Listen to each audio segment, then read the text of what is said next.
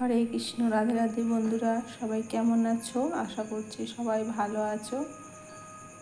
চলে এসেছি আবার নতুন একটা ভিডিওর সাথে।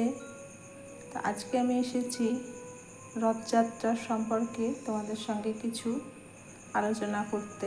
সামনেই রথযাত্রা, 2026-এর রথযাত্রা কবে, রথযাত্রার গুরুত্ব, মাহাত্ম্য ও তাৎপর্য সম্বন্ধে আলোচনা করব আজকের ভিডিওতে।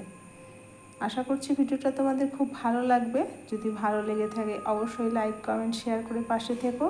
নতুন কোনো বন্ধু চ্যানেলে আসলে অবশ্যই চ্যানেলটাকে সাবস্ক্রাইব করে অল বাটন প্রেস করে পাশে থেকো, তাহলে নিত্য নতুন যেসব ভিডিও আমি আগামী দিনে আনবো তোমাদের কাছে আগে পৌঁছে যাবে। তো চলো শুরু করা যাক। রথযাত্রা হিন্দু ধর্মের অন্যতম প্রধান এবং পবিত্র উৎসব। আষাঢ় মাসে শুক্লপক্ষের দ্বিতীয় তিথিতে এই উৎসব উদযাপিত হয়। এই দিন শ্রী জগন্নাথ দেব, বলভদ্র ও সুভদ্রা দেবী রথে চড়ে মাসির বাড়ি গমন করেন। রথের রশি টানা ও রথ দর্শন অত্যন্ত পুণ্যতম বলে শাস্ত্রে উল্লেখ আছে।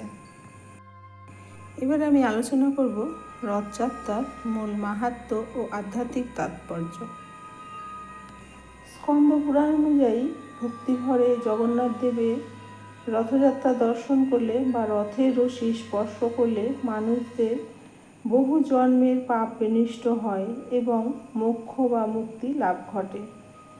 রথযাত্রার মূল মাহাত্ম্য হল, এখানে ধনী দরিদ্র, জাতি বর্ণ ধর্ম নির্বিশেষে সকলেই একসঙ্গে রথের রশি টানতে পারেন। এই জাতিভেদহীন অখণ্ড মানবপ্রেম ও মিলনের প্রতীক। সারা বছর ভক্তরা মন্দিরের গর্ভগৃহে ভগবান দর্শন পান, কিন্তু রথযাত্রার দিন স্বয়ং জগন্নাথ দেব ভক্তদের দ্বারে দ্বারে দর্শন দিতে আসেন।